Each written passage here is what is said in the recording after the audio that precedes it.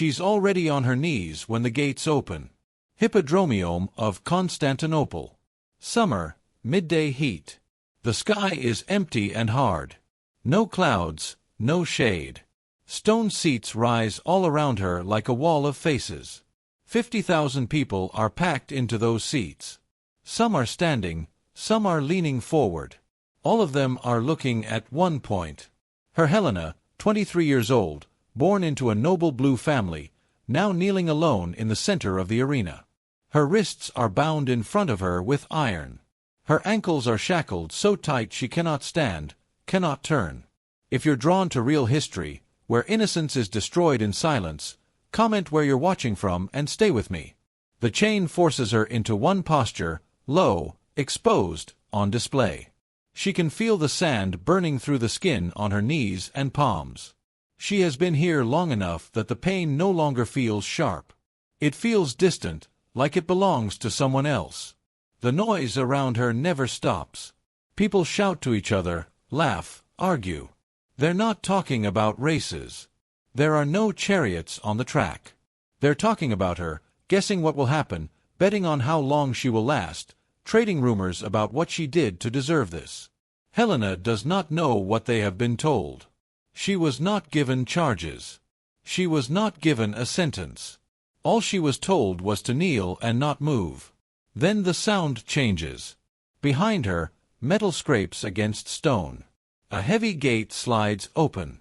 Voices shout in commands she cannot make out. There is the clatter of hooves on solid ground.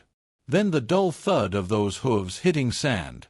The crowd reacts instantly. The noise rises like a wave. Rough, excited, hungry. Helena twists as far as the chain allows. She cannot turn fully. She can only see out of the corner of her eye. Dust, movement, something large and dark. Then she hears it breathe. Low, rough, close. A bull. They have brought a bull into the arena and they are driving it toward her. This is not a random cruelty. This is not a simple execution. This is a staged moment, a message. And this is still not the worst part. The ball walks slowly, deliberate steps guided by handlers with ropes and poles. It is not charging. It is not confused. It is calm. The handlers keep it just far enough away that Helena can't feel it yet. Only hear it. Only imagine it. The crowd starts to chant now. Not for her. For the moment. For the moment they paid to see. Helena's breath comes in short bursts. Her shoulders shake. Her hands are trembling against the chains. She tries to think of anyone she knows in the stands. Family, friends, people who shared meals with her. Are they watching? Do they look away? Or are they leaning forward like everyone else? The ball stepped closer.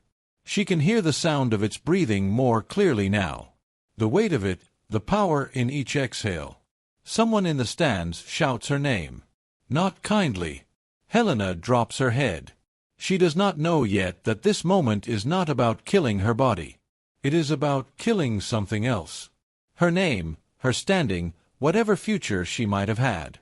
She does not know that other people have already died in this arena. This week. She does not know that the men watching from the shaded imperial boxes above believe this is the safest way to control a city. She only knows this. The bull is behind her now.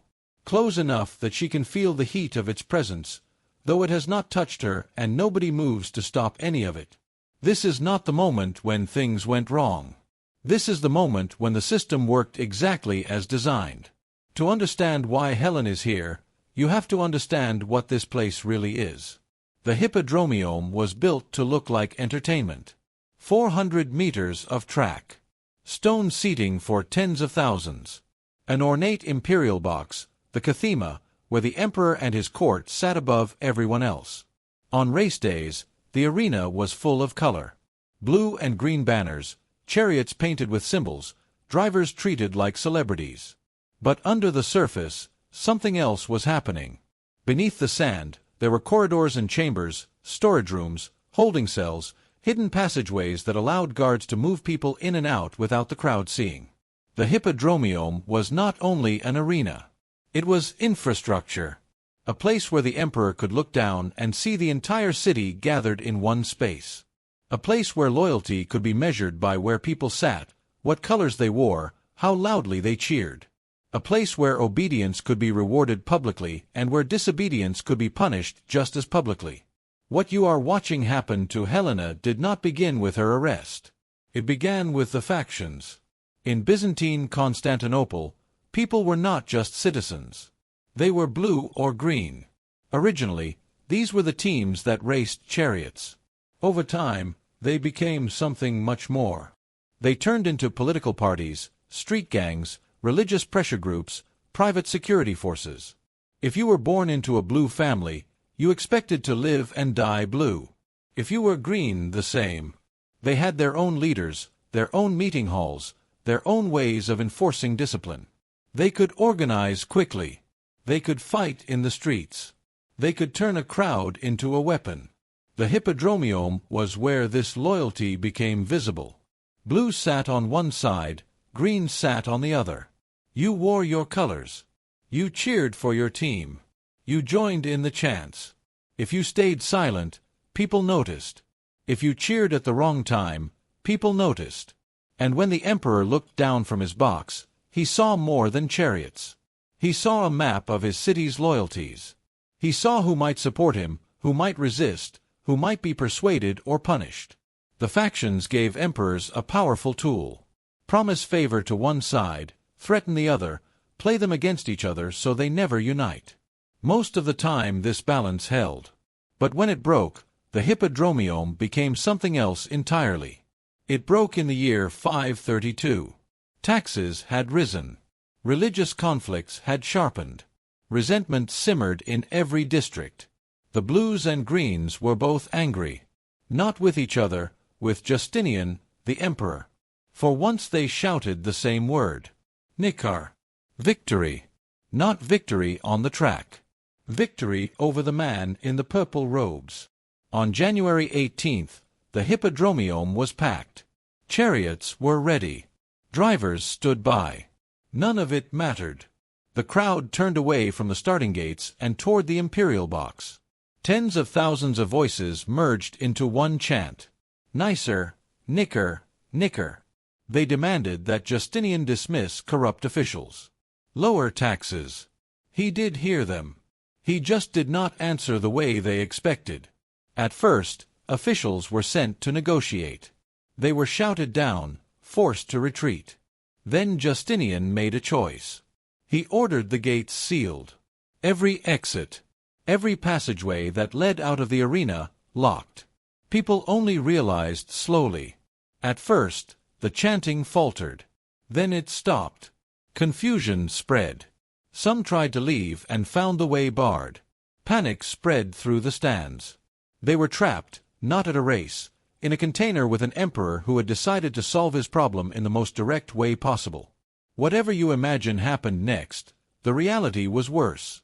Justinian summoned his best general, Belisarius, a man who would later be famous for campaigns against foreign enemies. That day, his army's target was inside the capital, inside the hippodromium. He entered through a passage beneath the arena with 3,000 soldiers, heavy infantry, shields, short swords, spears, no archers, no long distanciance weapons. What was about to happen would be up close. The soldiers formed a line across the arena floor. Then they began to move up into the stands. The people trapped inside had no weapons, no armor, no training. Most had come expecting races, a day out. Noise and spectacle, but not this kind. As soldiers advanced, some tried to fight with bare hands. Some tried to climb the walls. Some tried to break through the locked gates. They failed. Row by row, section by section, the soldiers moved with methodical focus. They were not there to scare. They were not there to injure. They were there to kill. By nightfall, somewhere between 25 and 35,000 people were dead. No graveyard could hold that number. The hippodrome itself became a mass grave.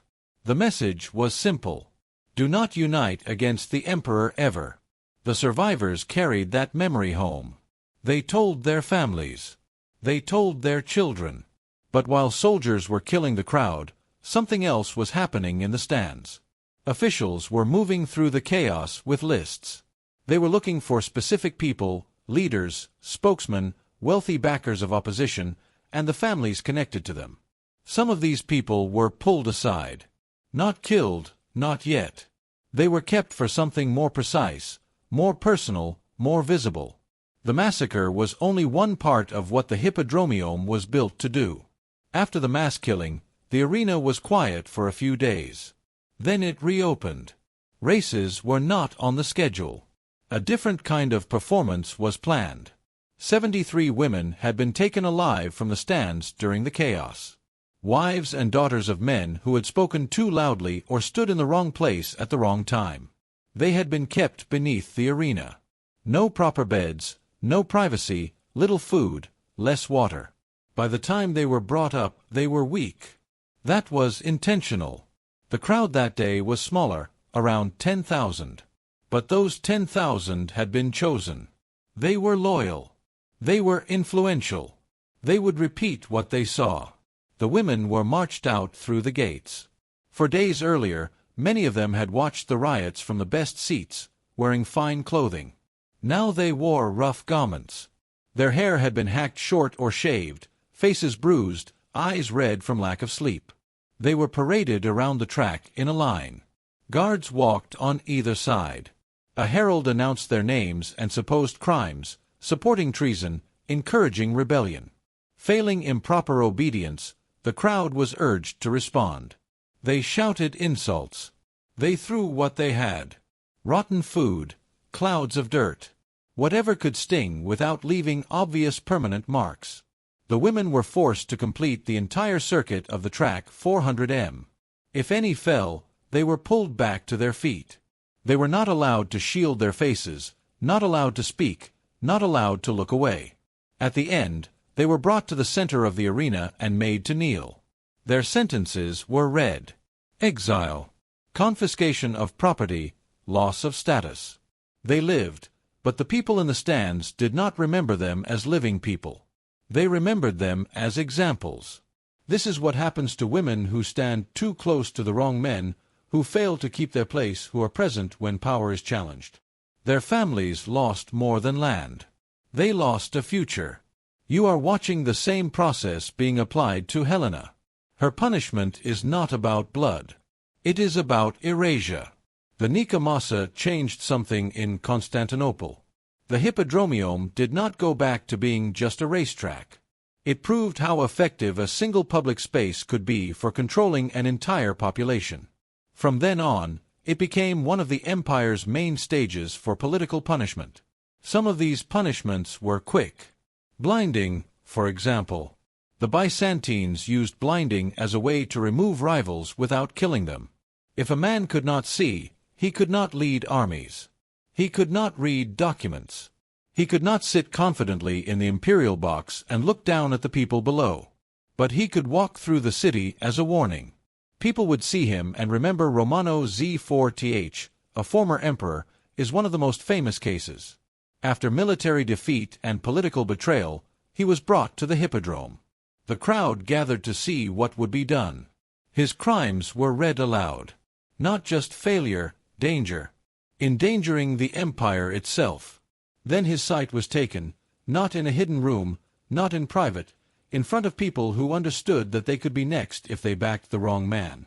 The accounts do not linger on every detail. They do not have to. Everyone present knew what it meant to watch a man walk into the arena one way and be led out another. Alive, but reduced. Blinding was efficient. The methods developed in the Hippodrome went further. Sometimes chariots themselves became tools of punishment, not for winning races, for ending lives. A rebel or assassin might be tied behind a chariot instead of seated inside it. Arms bound, legs secured, then the horses would be driven around the track, not at full racing speed, slower. Slow enough for everyone in the stands to see the body jerk with each movement. Slow enough for the punishment to last. People knew what sand and stone could do to a human body dragged across them. The point was not to surprise the crowd. It was to show exactly what happened to those who challenged power. Word of such executions traveled quickly. You did not need to see one to picture it. You only had to hear the way survivors talked about them carefully, quietly. Helena grew up hearing stories like these. They were meant to keep her far away from politics. They did not. Not all spectacles involved blood. Many focused on public humiliation, especially when the target was a woman of status. Execution could create a martyr. Humiliation broke people without giving them anything heroic to cling to. The ritual called the procession of shame followed a pattern. A noble woman might be accused of adultery or suspected of witchcraft or simply be connected to the wrong faction. She would be arrested, held below the arena, and stripped of everything that marked her rank. Her elaborate hairstyle cut off, her fine clothing replaced with something plain and rough. Her jewelry removed. Then she would be brought into the hippodromium, not during an empty afternoon. During a day when people were already gathered, she would walk the circuit of the track while her name and supposed offense were shouted out. The crowd was encouraged to jeer, to insult, to laugh, to point. At the end, like the women after the NA riots, she would kneel in the sand. Her sentence might be exile or confinement to a convent, rarely execution. The goal was not to end her life. It was to end her identity. From that day on, people would remember her not as a noble woman, but as the subject of a public spectacle. Her name would become a shorthand for disgrace. Theodora, the powerful empress, married to Justinian, understood this system well. She had grown up on the edges of the hippodrome's world. Not noble, not respected. When she gained power, she used the arena against women who had once insulted her. They were brought in, paraded, shamed, erased, then sent away. Their social deaths were complete before their physical deaths ever came. All of this history is hanging in the air as Helena kneels in the sand. She knows what this place can do. She has seen people led into the hippodromium and come out different or not at all. She knows there are cells beneath her feet, tunnels, storage rooms. She knows men in fine clothing are watching from the shaded imperial boxes above. The bull behind her does not know any of that. It only knows the pressure of the handlers' ropes and the sound of their voices. It snorts, shifts its weight, steps closer. Helena can feel the vibration through the ground now. Her breathing speeds up. For her, this is not an abstract lesson in power. It is a direct personal terror. She believes she is about to die. Not later. She believes that whatever story is being told to the crowd with her body will end in her death. The guards do nothing to correct that belief. That is the heart of this spectacle. They let her mind run through every possible horror. They let the crowd project their own ideas of what might happen. They let fear do most of the work. The bull's head lowers slightly. The crowd leans forward. This is the moment they will talk about later. Did she scream? Did she stay silent? Did she beg? These questions matter more to them than what actually happens. The handlers keep the ball just close enough. Elenina can feel its breath on her back. She screams. The sound cuts through the arena for a moment. Then it is swallowed by the roar of the crowd. The ball does not touch her. It never will. That was never the plan. Minutes pass. They feel like hours. Helena's muscles shake from tension. She tries to brace herself for impact. That never comes. The chains dig deeper. Her knees ache. Her throat burns. Above her, in the shaded seats, men watch carefully. Not for the bull. For her. They are looking for the exact moment her posture changes. The moment her back curves differently. The moment her head drops in a way that says clearly that something inside her has broken. When they see it, they give a signal. The handlers pull the bull away. It resists at first, then turns, guided toward the gate. The sound of its hooves recedes. The crowd's noise changes again. Some laugh, relieved that they did not witness something messier. Some jeer, disappointed.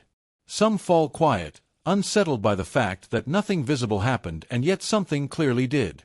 Helena collapses forward onto her hands. She is still alive, still in one piece. But she is not the same person who entered the arena. She has been turned into a story, a warning, a name people will say when they want to explain why certain women do not speak up, why certain families stay away from politics, why certain friends decline invitations to meetings that sound even slightly risky. Helena is led away in chains. She is exiled soon after. She dies young. Her official cause of death is not recorded. It does not need to be. As far as the empire is concerned, the part of her that mattered died in the Hippodromium. The ruins of the Hippodrome still exist in modern Istanbul. Tourists walk along the old track, sit on benches where stone seats once rose, take photos of columns and fountains.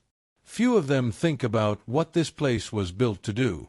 They see it as a historical site, an impressive remnant of a vanished empire. They do not see it as a machine.